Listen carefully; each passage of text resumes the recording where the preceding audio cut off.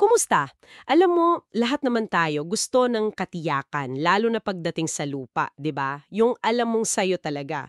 Pero dito sa Pilipinas, parang ang usapin ng titulo ng lupa, medyo paikot-ikot. Oo nga eh. May lupang ninuno na andyan na bago pa tayo, tapos may modernong sistema tulad ng Torrens title, pero kasabay niyan, andyan din yung mga problema, yung mga, alam mo na, peking titulo, agawan ng lupa. Talagang masalimuot. Kaya nga yan, para sa'yo na gustong mas maintindihan to, susubukan nating himayin, yung mga mahahalagang impormasyon. Galing to sa mga legal na artikulo, sa kasaysayan ng mga ahensya, mga ulat. Ang mission natin, suriin ng malaliman itong mga issue sa pagpapatitulo.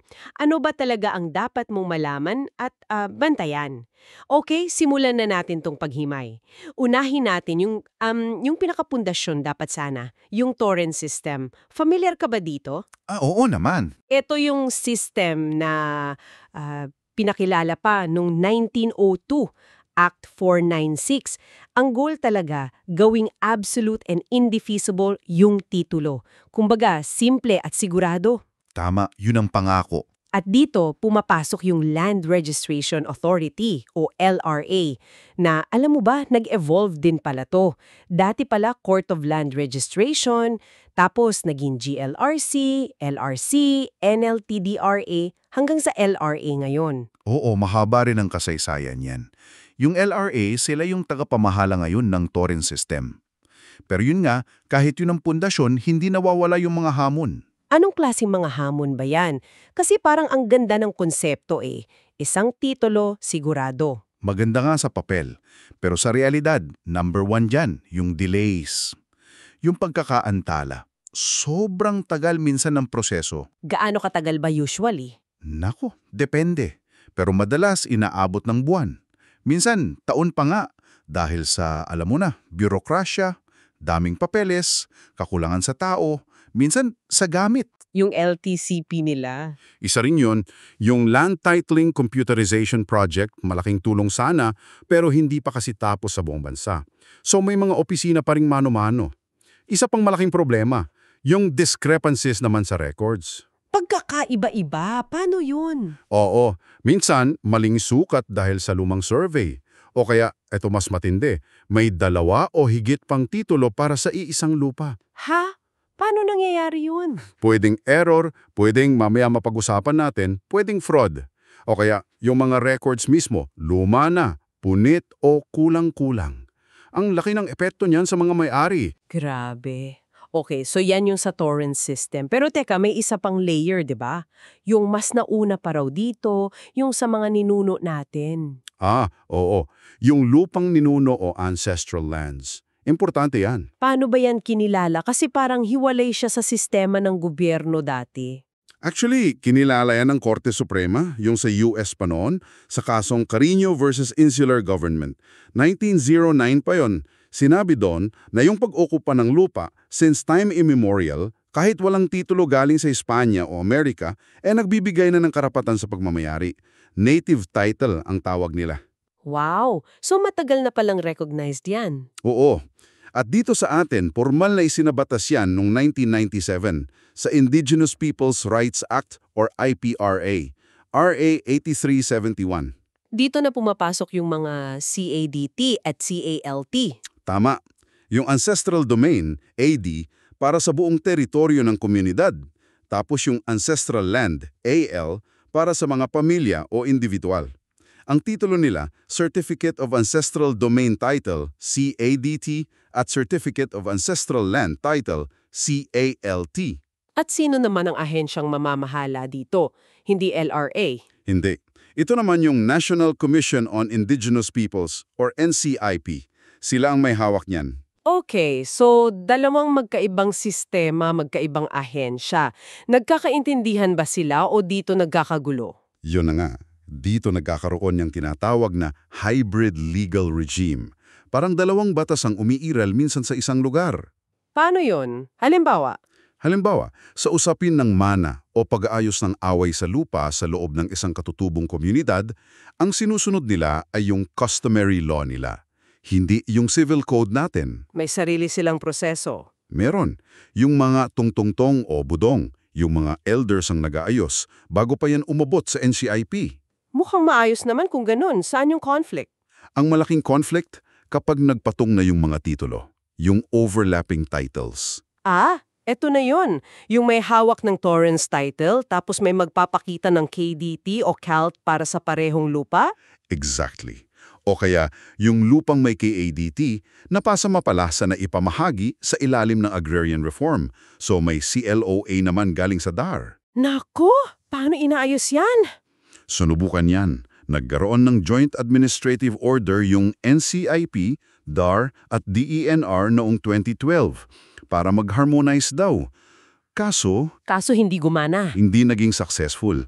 Medyo nagka-problema sa implementation tapos umurong pa nga yata ang NCIP dyan noong 2019. Ang resulta, mas lalong lumalayo yung mga hidwaan sa lupa. Ang gulo, di ba? Grabe! Ang hirap naman yan ayusin. So, mula sa overlapping systems, punta naman tayo dun sa loob mismo ng Torrens system, yung tinawag mong double titling kanina. Oo. Ito naman dalawang titulo na parehong galing sa Torrens system. Pwedeng parehong LRA o isa LRA, isa korte, pero iisang property lang ang tinutukoy. Paano na naman nangyayari yan? Akala ko ba Torrens system isang titulo lang dapat? Maraming dahilan.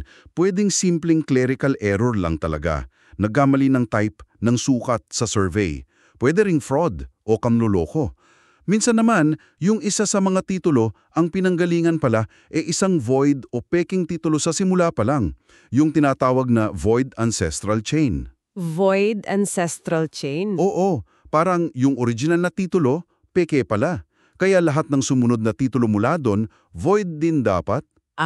Okay. Ano pa? Pwede ring dahil sa magkaibang proseso ng pag-issue. May mga titulo kasing ini-issue through judicial proceedings sa korte, meron ding administrative sa DENR o LRA. Minsan nagkakaroon ng conflict dyan. Pati yung reconstruction ng titulo, yung paggawa ulit ng nawalang kopya, kung hindi maingat, pwede ring magdurot ng double titling. Okay, ang daming pwedeng pagmulan. Ngayon, kung ikaw yung may-ari tapos nalaman mong may ibang titulo pala sa lupa mo, anong laban mo? May general rule ba? Ang general rule, ayon sa batas, PD 1529, ay first in time, stronger in right. Kung sino yung naunang nakapagparehistro in good faith. In good faith, anong ibig sabihin nun? Ibig sabihin, nung nagparehistro siya, wala siyang alam na may nauna ng transaksyon o problema at malinis ang intensyon niya. Yun daw ang mas matibay ang karapatan. Okay. So kung ako yung nauna, mas lamang ako. Pero, may malaking pero dyan. Ano yon? Applicable lang daw yan kung parehong valid ang pinanggalingan ng dalawang titulo. So kung yung isang titulo peke pala talaga from the start? Exactly. Kung void ab initio o peke mula't mula, kahit kailan, hindi yan magiging valid. Kahit pa naipasa na yan sa maraming tao na in good faith kuno. Lahat ng titulong galing dyan, void din. So, hindi rin pala totoo yung sinasabing indefeasible or hindi matitinagang Torrens title, pwede pa rin mag-question. Pwede. Hindi siya absoluto. Kaya napaka-importante ng verification. Paano ba mag-verify? Ano yung mga unang hakbang? Unang-una, pumunta ka sa tamang Registry of Deeds ROD kung saan nakarehistro yung lupa. Humingi ka ng Certified True Copy, CTC. Tapos, may system na rin ng LRA ngayon, yung Title Verification System o TVS. Pwede mong i-check online kung available na yung titulo doon para makita mo kung may kapareho o may problema. Okay. Paano kung may problema na talaga, may alitan na? Diyan napapasok yung korte. Pwede kang magsampa ng kaso. Halimbawa, quieting of title para linawin ng korte kung sino ba talaga ang may-ari. Pwede ring reconveyance para pilitin yung nakapangalan sa maling titulo na ibalik sa iyo ang pagmamay-ari. O kaya annulment of title para ipawalang bisa mismo yung peking titulo. Mahabang proseso siguro yan. May paraan ba para at least mabigyan ng babala yung iba na may issue yung lupa habang may kaso? Meron. Pwedeng kang magpa-annotate sa titulo, yung tinatawag na adverse claim. Parang sinasabi mo, uy, may interest ako dyan, may claim ako. Valid yan for 30 days, pero pwede mong ipa-extend sa korte. Pwede rin yung Notice of Lispendence. Latin yan for suit pending. Bale, notice sa lahat na may kasong nakasampa sa korte tungkol sa lupa na yan. Para kung may bibili man, alam niyang may ongoing na kaso. Mahalaga pala yung mga annotation na yan. Grabe, parang ang daming legal na pasikot-sikot. Pero alam mo, hindi lang pala simpleng error or system overlap ang issue. Dito na tayo sa medyo madilim na parte. Yung talagang may intensyon manloko. Oo, eto yung mas nakakabahala. Yung paggamit ng peking titulo at yung mga organisadong grupo o sindikato na ang trabaho ay mangamkam ng lupa o land grabbing. Paano mo ba malalaman kung peke ang isang titulo? May mga palatandaan ba? Kasi minsan mukhang legit daw eh. Meron. Dapat maging mapanuri ka. Una, tingnan mo yung papel mismo, yung mga security features. Ang tunay na titulo galing sa LRA, may special na papel yan. May fibers, may watermark, may dry seal. Kung mukhang ordinaryong papel lang o malabo yung selyo, magduda ka na. Ano pa? Pangalawa, typographical errors. Maling spelling ng pangalan, ng lugar, o kaya hindi tugma yung mga detalye. Pangatlo. Yung technical description, basahin mong mabuti. Yung sukat, yung mga hangganan, boundaries, tapos kung kaya mo, ipasurvey mo sa lisensyadong geodetic engineer para makita mo kung tugma ba talaga sa lupa. Minsan kasi sa papel lang maganda. Oo nga naman. Pangapat, yung serial number ng titulo. Dapat unique yan. Kung may kapareho o mukhang minanipula, red flag yan.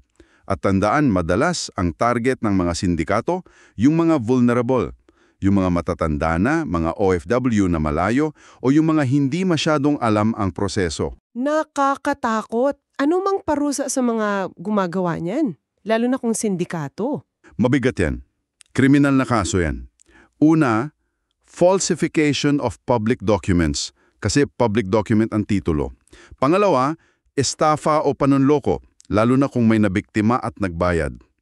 At kung mapatunayang sindikato sila, meaning 5 o higit pa silang gumawa nun, nagiging syndicated estafa yan. Non-bailable yon at posibleng reklusyong perpetua o habang buhay na pakakakulong ang parusa. Grabe. Bukod sa kulong, may iba pa? Pwede bang bawiin yung look pa? Oo naman. May kasong sibil pa para ipawalang bisa yung peking titulo at para humingi ng danyos o damages sa mga naperwisyo. Nabanggit mo kanina yung mga sindikato. May modus din daw sila sa paniningil ng kung ano-anong bayarin. Oo. Isa yan sa mga taktika nila. Maniningin sila ng kung ano-anong fees, kunwari processing fee, settlement fee, pambayad daw ng back taxes. Pero yung sisingilin nila sobrang laki o mansan gawa-gawa lang pala. So, paano maiiwasan yun? Dito papasok yung sinasabi nating due diligence, masusing pag-iingat at pagsisiyasat. Paulit-ulit man, pero eto talaga. Una, i-verify mo palagi ang titulo sa ROD at LRA. Huwag magtiwala sa photocopy lang. Pangalawa, kung bibili ka, ipasurvey mo sa trusted na geodetic engineer. Pangatlo, suriing mabuti ang mga sinisingil na bayarin. Humingi ka ng official receipt. Alamin mo kung magkano ba talaga ang dapat bayaran, halimbawa sa BIR para sa mga buwis. Pang-apat, iwasan ang mga fixer. Dumiretso ka sa tamang opisina. At pinaka-importante siguro, Hindi tama. Mas okay nang gumastos ng konti sa abogado kaysa mawalan ng milyones dahil sa loko-loko. Tama, napaka-klaro niyan. So, nakita natin na hindi lang ito simpleng problema sa papel. May mas malawak na epekto pala ito, ano? Oo, malaki ang epekto niyan sa lipunan. May mga pag-aaral tulad ng galing sa ANGOC, Asian NGO Coalition, na nagsasabing yung kawalan ng seguridad sa lupa or land tenure insecurity isa sa mga ugat ng kahirapan sa kanayunan. Paano naging konektado yon? Kasi kung hindi siguradong magsasaka kung sa kanya ba talaga yung lupa, bakit siya mag-i-invest para pagandahin yun, di ba? O gumamit ng sustainable farming methods, naapektuhan din yan ang ating food security. Pati sa issue ng climate change, mahalagang maayos na pamamahala sa lupa. Kaya kinikilala naman ito ng gobyerno. May mga plano sa Philippine Development Plan, PDP. At may mga batas ding sinusulo, no? 'Di ba? Yung matagal nang nakabinbin. Oo, yung National Land Use Act, NLUA para magkaroon ng maayos na plano kung para saan dapat gamitin ang bawat lupa sa bansa. At yung Land Administration Reform Act, LARA, para ayusin mismo yung sistema ng pagpapatitulo at pamamahala sa lupa. Matagal na yung mga panukalang yan. Sana nga may pasa na. Kung ganun, ano yung mga tinitingnan na konkretong solusyon para kahit paano maibsan itong mga problema? Maraming tinitingnan, isa yung nationwide cadastral survey. Kailangan talagang matapos na ang pagmamapa sa lahat ng lupa. Tapos, yung pagpapalakas at pagkumpleto ng digitization sa LRA. Yung e-title, yung TVS, dapat mas mapabilis pa. Para mas mabilis ang verification at mas mahirap dayain. Tama. Tapos, isinusulong din yung interoperability. Yung mag-usap dapat yung mga sistema ng LRA, DENR, DAR, NCIP. Hindi yung kanya-kanya sila ng database. Parang isang central system. Gamit yung, ano nga yun? PIN. O, yung Parcel Identification Number, isang unique number para sa bawat lote, para yun ang reference ng lahat ng ahensya.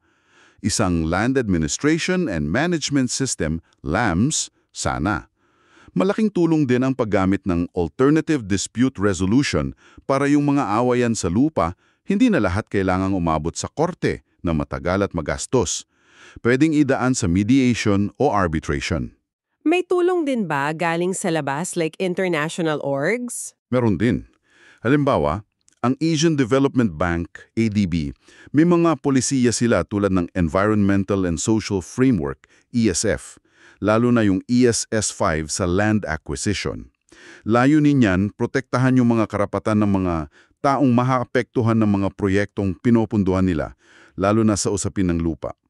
Nagkakaroon na rin ng mga dialogo ang ADB at mga civil society organizations, CSOs, para masigurong napapakinggan yung mga hinaing at issue tungkol sa lupa. Okay, grabe, ang dami pala nating napag-usapan at nahimay. Mula sa mga issue sa loob mismo ng LRA, sa komplikasyon ng lupang ninuno at state law, sa sakit ng ulo ng double titling, hanggang sa panganib ng mga sindikato. Malinaw na hindi biro ang pag-navigate dito sa parang maze ng pagpapatitulo sa Pilipinas. Kailangan talaga ng extra na pag-iingat at kaalaman.